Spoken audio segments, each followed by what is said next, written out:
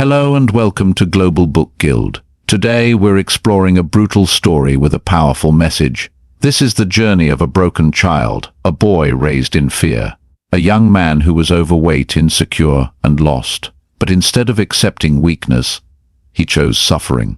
This is not just a story about fitness. It is a story about discipline, about pain, about accountability, and about becoming unstoppable when the world expects you to quit. This is the journey of David Goggins. Before we begin, make sure you like this video, subscribe to Global Book Guild for powerful book breakdowns, and comment below which country are you watching from. Because discipline has no nationality. Before David Goggins became one of the toughest men alive, before the Navy SEAL training, before the ultramarathons, before the discipline, he was just a scared little boy, born into a household filled with tension and violence. Goggins didn't grow up with bedtime stories or peaceful nights. He grew up with shouting, with fear, with uncertainty. His father was abusive physically and emotionally. The house was not a place of safety. It was a battlefield. Imagine being a child and hearing your mother scream in the next room. Imagine feeling powerless, too small to protect the person you love the most. That was his reality, every single day. Fear became normal. And when fear becomes normal, it starts shaping your identity. Eventually, his mother made the courageous decision to leave. She took David and escaped that violent environment.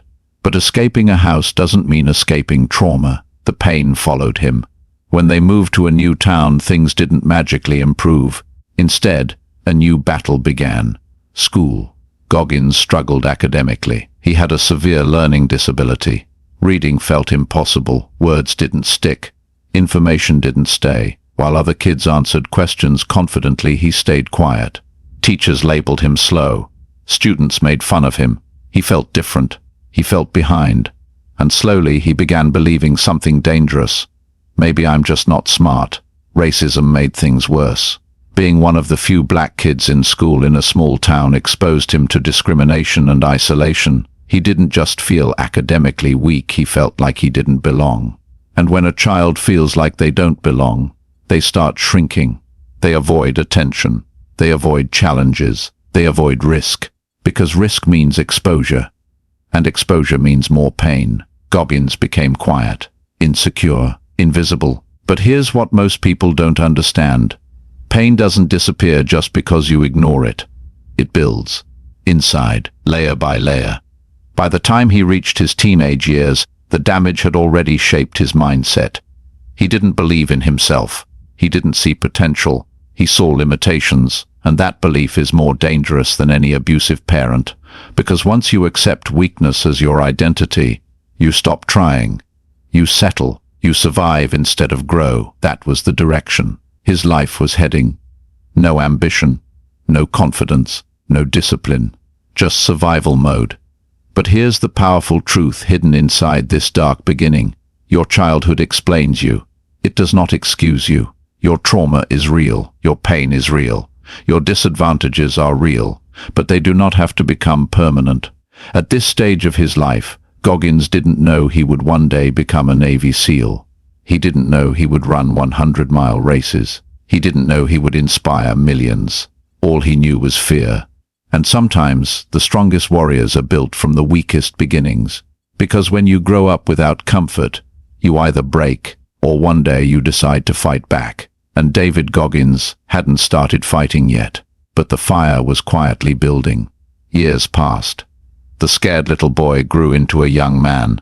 But growth in age does not always mean growth in strength. By his early 20s, David Goggins was not powerful. He was overweight, nearly 300 pounds, out of shape, working as an exterminator. Every day he would crawl under houses, spray for cockroaches, and come home exhausted not from ambition but from emptiness. There was no purpose, no vision, no discipline, just survival. He had allowed his childhood labels to follow him into adulthood. I'm not smart. I'm not talented. I'm not special. So instead of chasing greatness, he chose comfort, fast food, late nights, excuses. And here's the dangerous thing about comfort. It doesn't feel like failure. It feels safe. That's how people stay average for decades. One night, everything changed. Goggins was sitting on his couch, flipping through channels. No goals, no direction, just existing. Then he saw something. A documentary about Navy SEAL, elite warriors, men training in freezing water, carrying boats over their heads, running through sand until their legs collapsed. They looked unbreakable, disciplined, dangerous, and something inside him cracked. He looked down at his own body, soft, undisciplined, comfortable, and for the first time in his life, he asked himself a question he had been avoiding. Is this who I am? That question is powerful, because most people never ask it. They blame their job, they blame their parents, they blame society, but they never sit in silence and confront themselves. Goggins did, and what he saw disgusted him, not because he was overweight, not because he worked a regular job, but because he knew he was hiding from effort, hiding from challenge, hiding from his own potential. In that moment something shifted. He didn't feel motivated. He felt angry. Angry at himself. Angry at the wasted years. Angry at the excuses. And sometimes, anger is more powerful than inspiration. That night he made a decision that sounded insane. He would become a Navy SEAL. Let that sink in. A 300-pound exterminator with no elite athletic background, deciding to enter one of the hardest military programs on Earth. It was unrealistic. It was extreme. It was almost impossible. But here's what most people misunderstand about transformation. You don't need perfect circumstances. You need a breaking point. That couch became his battlefield. That documentary became his wake-up call. And the version of himself sitting there became his enemy. The next morning, reality hit. To qualify for Navy SEAL training, he needed to lose over 100 pounds. And he had less than 3 months to do it. Doctors would call that dangerous. Friends would call that crazy. Average people would call that impossible. But Goggins had reached a level of self-honesty that removed fear. He was more afraid of staying the same than failing. And that's when change becomes unstoppable. He started running, even though his body hurt, even though people stared, even though doubt screamed in his head. He cut junk food completely. He trained obsessively, not because he felt inspired, but because he refused to stay weak. This is the brutal lesson. Change does not begin with motivation. It begins with ownership. Ownership of your flaws. Ownership of your laziness. Ownership of your wasted potential. Goggins stopped blaming his childhood. Stopped blaming racism. Stopped blaming his learning disability. He accepted one truth. My life is my responsibility. And when you accept that, everything changes, because excuses die and discipline is born. The 300-pound exterminator was disappearing, and something else was emerging. Not confidence, not strength, but commitment. And commitment is far more powerful. When most people decide to change, they start slowly. They buy new shoes. They watch motivational videos. They tell their friends about their new goals. But David Goggins didn't ease into change. He attacked it. He had less than 3 months to lose over 100 pounds to qualify for Navy SEAL training. 3 months. That's not a lifestyle adjustment. That's war. The first run nearly broke him. His body wasn't built for endurance. His lungs burned. His legs felt like concrete. At nearly 300 pounds, every step was punishment. But here's the difference between average people and rare people. Average people stop when it hurts. Rare people start when it hurts. He ran again the next day, and the next, and the next. No dramatic speeches, no applause, just pain. He cut junk food completely. No soda, no comfort eating, no excuses. He would run for miles, then sit in silence, exhausted, questioning himself. His mind screamed, "This is too much. You're not built for this. You've always been weak." And this is where most people fail, not because their body quits, but because their mind convinces them to stop. Goggins understood something powerful. Your mind is designed to protect you, not to grow you. It wants comfort. It wants safety. It wants predictable effort, but growth requires unpredictability. Growth requires discomfort. So instead of negotiating with his mind, he ignored it. He trained in the rain. He trained in the dark. He trained when he didn't feel like it.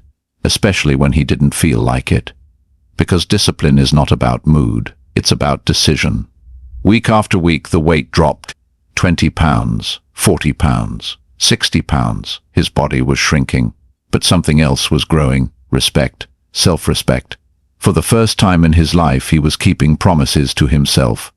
And that changes a man. When you keep breaking promises to yourself: I'll start Monday, I'll wake up early tomorrow, I'll try harder next time, you slowly lose trust in yourself. But when you keep your word, even in private, confidence builds. Goggins wasn't just losing weight. He was rebuilding identity. By the end of those brutal months he had lost over 100 pounds, from nearly 300 to under 190. Not because he found a perfect diet, not because he had elite genetics, but because he chose suffering over comfort. And that decision changed everything. He qualified for Navy SEAL training. But here's what's important. The physical transformation was not the real victory. The real victory was mental. He proved to himself that he could endure. He proved that his past did not control him. He proved that pain could be chosen and survived. And when you survive self-imposed pain, life's pain loses power over you. But he had no idea what was coming next, because losing 100 pounds was just preparation. Now he was about to enter one of the hardest military trainings in the world, Navy SEAL training. And there he would meet something called Hell Week, where most men quit, where comfort whispers louder than ambition, where your body shuts down, and your mind begs for mercy. The question was no longer, can he lose weight? The question became, can he break his limits? Because transformation is not about one big effort, it's about surviving the next level. And the next level was going to test everything. Navy SEAL training is not designed to build muscles, it is designed to break minds. And when David Goggins arrived at training, he quickly realized something. Losing 100 pounds was nothing. This was different. The instructors didn't care about your past. They didn't care about your motivation. They didn't care about your transformation story. They cared about one thing. Can you endure? Then came Hell Week. 5.5 days, almost no sleep, constant movement, freezing ocean water at night, carrying heavy boats on your head for miles, running until your legs feel like they're tearing apart. And in the middle of it all, a bell, a simple metal bell. If you ring it 3 times, you're done. No shame, no punishment, just comfort, warm clothes, rest, relief. And that bell becomes the loudest sound in your head. Every second of pain whispers, "Ring it, end this." Go home. Most candidates do, because the body shuts down. Your skin peels from salt water. Your muscles cramp uncontrollably. Your mind begins hallucinating. But here's the brutal truth Goggins discovered. Your body quits long after your mind does. The mind sends the signal first. I'm done, Di. I can't continue. This is too much. And that signal feels real. It feels final, but it's not. During Hell Week, Goggins realized something powerful. When he felt like he had nothing left, when his body was shaking, when exhaustion blurred his vision, he wasn't empty. He was just uncomfortable. He kept moving, step by step, breath by breath, minute by minute, and then something clicked. He understood what he would later call the 40% rule. When your mind tells you that you're done, you are only at 40% of your actual capacity. Let that sink in. 40%. That means most people quit at less than half of what they're capable of. Not because they're weak, but because their brain is protecting them. The brain's job is survival. It doesn't want pain. It doesn't want risk. It doesn't want growth. Growth feels like danger. But discipline requires overriding that signal. Goggins didn't win Hell Week because he was the fastest. He didn't win because he was the strongest. He won because he refused to obey his mind. But the story didn't end there. His body broke. Severe stress fractures in his legs. The doctors told him, "You're done." Most people would accept that. They would say, "I tried." But Goggins refused. He went through Hell Week again, and again, 3 times, 3 separate Hell Weeks, 3 times choosing suffering. Why? Because quitting would confirm his old identity, and he refused to go back. That's the deeper lesson here. Discipline is not about impressing others. It's about refusing to betray yourself. In the freezing ocean, with cracked bones, running on almost no sleep, he discovered something most people never do. You are far more capable than you think. But capability is hidden behind discomfort, and most people never push far enough to find it. The bell was always there, waiting, easy, simple, 3 rings. But every time he heard it, he chose silence.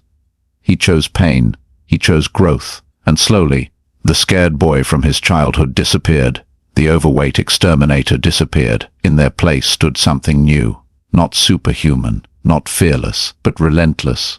And once you become relentless, life changes.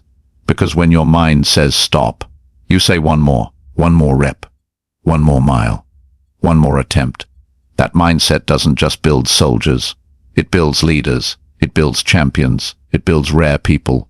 But the journey wasn't finished, because now that he understood his limits were fake, he wanted to test them again and again and again. That's when he entered the world of ultra-endurance. 100-mile races, no sleep, no comfort, just pain.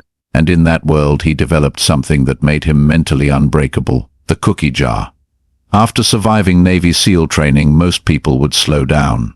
They would say, "I've proven myself." But David Goggins wasn't chasing approval. He was chasing growth, and growth lives on the edge of discomfort. That's when he entered a new battlefield. Ultramarathons, 100-mile races, through mountains, through deserts, through extreme heat and freezing nights. And here's the crazy part, he wasn't a professional runner. He didn't grow up training for endurance. In fact, his first 100-mile race came with almost no preparation. Why would someone do that? Because he wanted to test the 40% rule. He wanted to prove that limits are illusions. In one of his early ultra races, his body started breaking down. His kidneys were failing. His feet were swollen and bleeding. Bones were cracking. At one point he was urinating blood. Doctors told him to stop, but he kept moving, not because he was reckless, but because he understood something powerful. Pain is temporary. Identity is permanent. And during these races he developed one of the most powerful mental tools in the book, the cookie jar. Here's how it works. Every time he accomplished something hard, every time he survived something painful, every time he pushed past what he thought was possible, he stored that memory in his mind, like putting a cookie in a jar. And when doubt appeared, when exhaustion hit, when the voice in his head whispered, "You're done," he reached into that jar. He reminded himself, "I survived Hell Week. I lost 100 pounds. I went through worse than this." Those memories became fuel. Most people collect failures and replay them. Goggins collected victories, not trophies. Proof that he could endure. Proof that he didn't quit. Proof that he was stronger than yesterday. That's how confidence is built, not from compliments, not from social media likes, but from evidence. Evidence that you did hard things. Ask yourself right now, what's in your cookie jar? Do you have moments where you pushed beyond comfort? Or do you have excuses? Because when life hits you, and it will, you need something to pull from. You need proof. And here's another powerful concept he developed, mental callousing. Think about your hands. When you lift heavy weights repeatedly, your skin forms calluses. It hardens. It becomes tougher. Pain that once felt sharp becomes normal. Your mind works the same way. If you avoid discomfort, your mind stays soft. If you face discomfort repeatedly, your mind hardens. Cold showers, early mornings, extra reps, difficult conversations, long study sessions. These are mental calluses. They don't look impressive, but they change you. Goggins began intentionally seeking discomfort, running in extreme heat, training when injured, choosing the hardest path available, not because he enjoyed suffering, but because he understood its value. Comfort makes you fragile. Discomfort makes you durable. And durability creates freedom. When your mind is calloused, stress doesn't break you. Criticism doesn't crush you. Obstacles don't stop you. You adapt. You adjust. You continue. That's why he says, you have to build calluses on your brain. Because life will not get easier. The weather won't always be good. The circumstances won't always be perfect. But if your mind is trained, you don't need perfect conditions. You create results anyway. The cookie jar gave him fuel. Mental callousing gave him armor. And together they turned pain into power. But there was still one more brutal truth he had to master. The most uncomfortable one of all, radical self-honesty, the accountability mirror, and that changed everything. By this point, David Goggins had done what most people would call impossible. He survived Hell Week. He became a Navy SEAL. He ran ultramarathons that destroyed his body. From the outside, he looked unstoppable. But inside, he knew something. Pain alone does not fix everything. You can suffer physically and still lie to yourself mentally. And that's where the most powerful tool in his transformation was born. The accountability mirror. This wasn't a motivational exercise. It wasn't positive affirmations. It was war. Every morning he stood in front of a mirror. No filters, no excuses, no audience. Just him. And he told himself the truth. If he was lazy, he said it. If he was weak in an area, he admitted it. If he was making excuses, he confronted it. He would write his goals and weaknesses on sticky notes and place them on the mirror. Things like, "You're not studying hard enough. You're avoiding your weaknesses. You need to work harder." Most people avoid mirrors like this because honesty hurts. It's easier to blame, easier to scroll on your phone, easier to say, "I'll start tomorrow." But Goggins understood something powerful. You cannot fix what you refuse to face. The accountability mirror removes comfort. It removes delusion. It forces clarity. And clarity creates power. Think about it. How many times have you said, "I don't have time. I'm too tired. I'll try next week"? Are those facts? Or are they excuses? Goggins stopped negotiating with himself. He stopped softening the truth. He accepted full responsibility for everything in his life.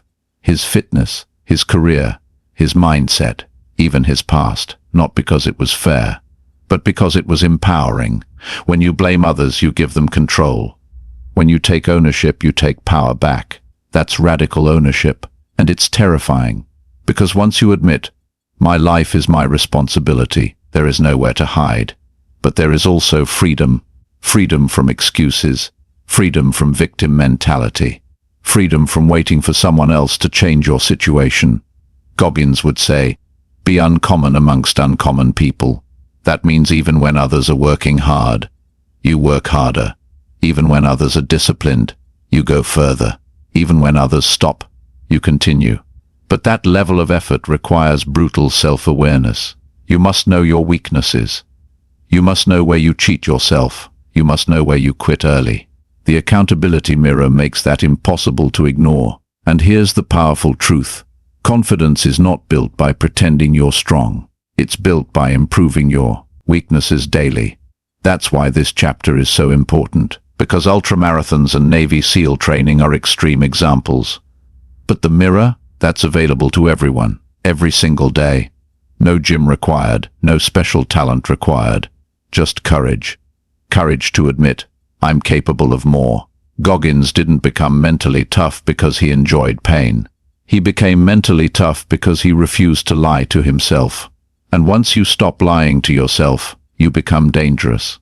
Dangerous to procrastination, dangerous to mediocrity, dangerous to your old identity. But the transformation wasn't just about discipline anymore. It was about becoming rare, becoming someone who chooses the hard path consistently. And that leads us to the next evolution.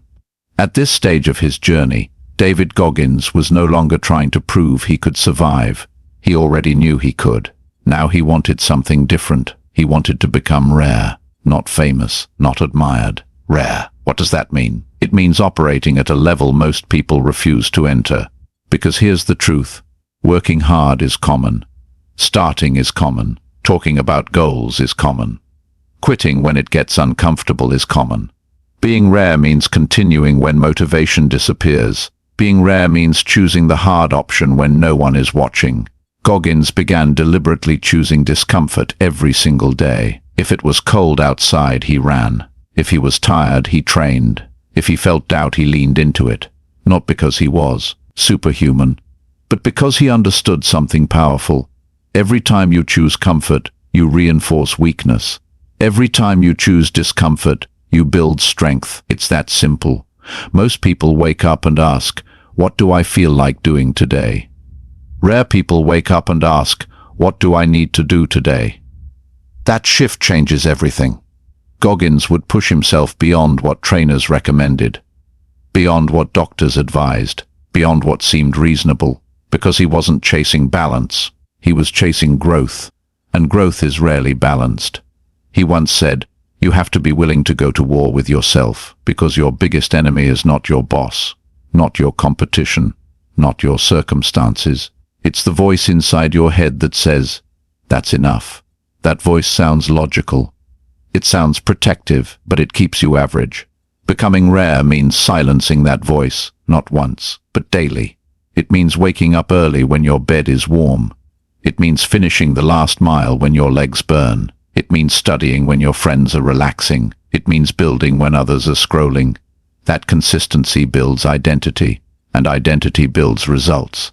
People often ask, "How do I stay motivated?" The wrong question. Motivation is unreliable. Discipline is repeatable. Goggins didn't rely on hype. He relied on standards. He set a standard for himself. "I do not quit. I do not cut corners. I do not negotiate with weakness." And over time that standard became automatic. He didn't think about whether to train. He trained. He didn't think about whether to push. He pushed. That's when discipline becomes identity. And when discipline becomes identity, you don't need willpower. You operate differently. The world starts looking different too. Obstacles become opportunities to grow. Stress becomes training. Failure becomes feedback. That's rare thinking, and rare thinking produces rare outcomes. But here's the powerful part. Becoming rare is not about running 100 miles. It's about your daily decisions.